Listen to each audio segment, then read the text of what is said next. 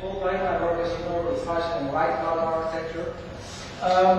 Before we start, I'd like to do a little exercise with you, just to get to the right move. I'm not going to talk about buildings, I'm going to talk about situations. Because architecture, in its end, it's the situation you build. And the exercise I want to do is, you know, and yet we will have a small discussion.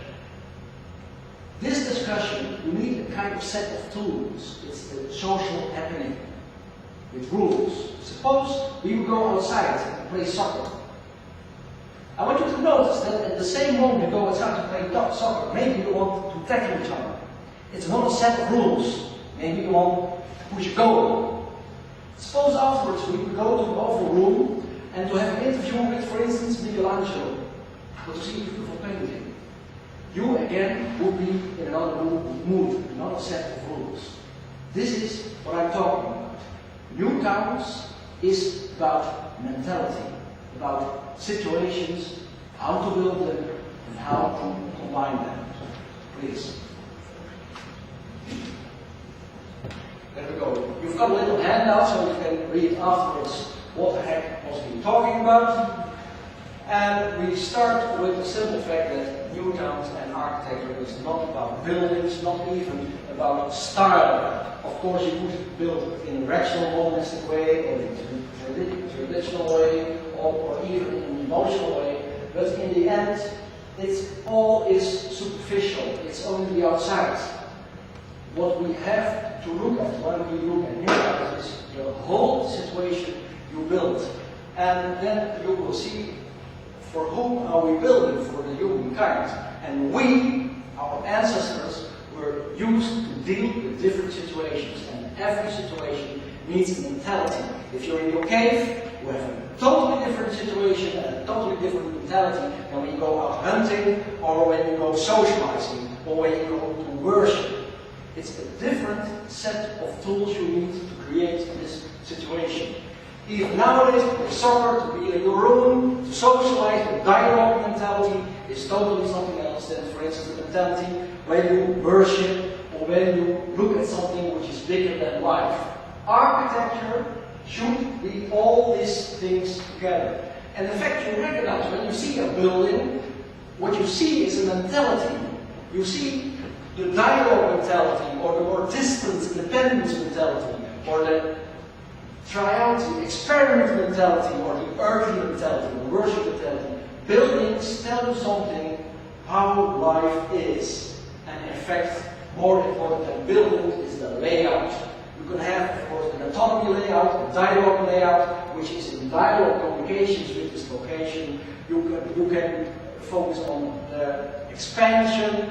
You can put one thing in the center of your community, and you should do, in fact, do all these things together. For instance, this is the world of icons. It's a neutral plan, and you can develop icons within the neutrality of this plan. But this is only one side of the coin. Another system of building a new town, a part of your new town, is to say, no, we don't want icons, we want social towns. We want buildings that socially, all the buildings together, they build the urban space. It's not about architecture.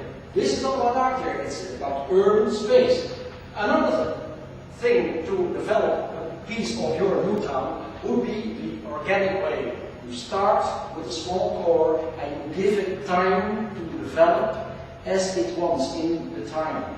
So you give it time, it's the wild places, the marketplaces as well. You need in your new town to get a whole natural feeling about your total. This is what I call the pepper and salt of the new towns. What you need in your new town is something which is bigger than life. Something what is not about the daily work. It's not about the daily business you go through. It could be art, for instance. It could be a statue. It can be a library. You even could support it with a kind of urban layout. And another thing you need to watch for you need to have in your new town is the experiment. Is the striving architect. And the architect maybe not develop it, trying to do something. It's just and the density you need. What you need in the end is a combination, and in fact that's the core of the story. Don't try to manage your new town with one of these systems, try to manage the systems. That's what you want.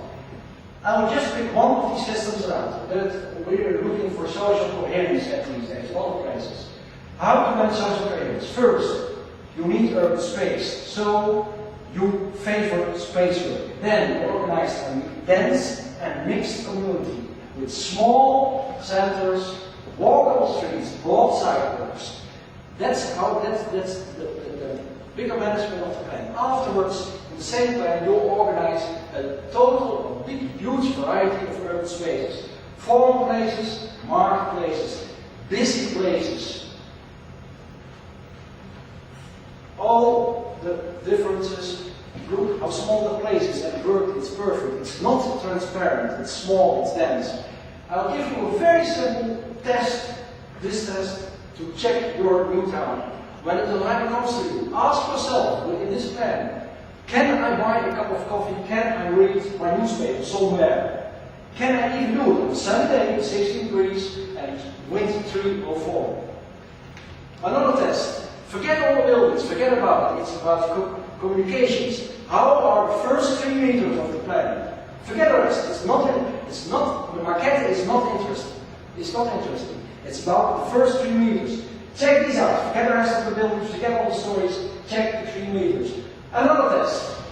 How communicative are the buildings? Do they show togetherness?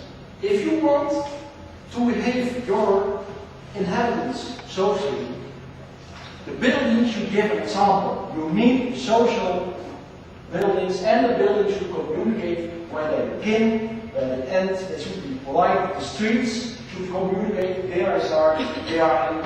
And then, almost last, the buildings really should settle. They should look like if they are not going to make. This building is going nowhere. We even can see the basement.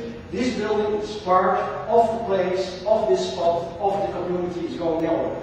And this is really the last one. Of course, you have to reduce, you have to provide the community, the public space with shelter, with involvement. I heard about involvement is extremely important to get the public space lively. This is where it all comes to. In about 6 weeks, it will be Christmas. Maybe you will be organizing your Christmas dinner. Suppose you know an architect who can make fantastic potatoes, the best potato in the end. Would you ask this architect to prepare your Christmas meal? That's the question. You don't want even when they are perfect, these potatoes, you don't want a Christmas meal with only potatoes. You want maybe a little bit of fish or meat. You want some vegetables. You want different dishes. Now, a new town, what you don't put in it, it won't come there by itself. There's nothing spontaneous about it. A new town, everything about it is been designed. Some decision maker went over it. You have to have all these different dishes. You have to have a little bit of meat, vegetables, maybe some rice or potatoes or whatever you eat. It's the combination that does the trick. And it's important when you want some vegetables, you don't go to the butchers to buy it. Vegetables you buy at the greengrocery. Meat you buy at the butcher. If you work with an architect, you only can make meat beautiful. Get another architect who can make the vegetables. That was it. Thank you.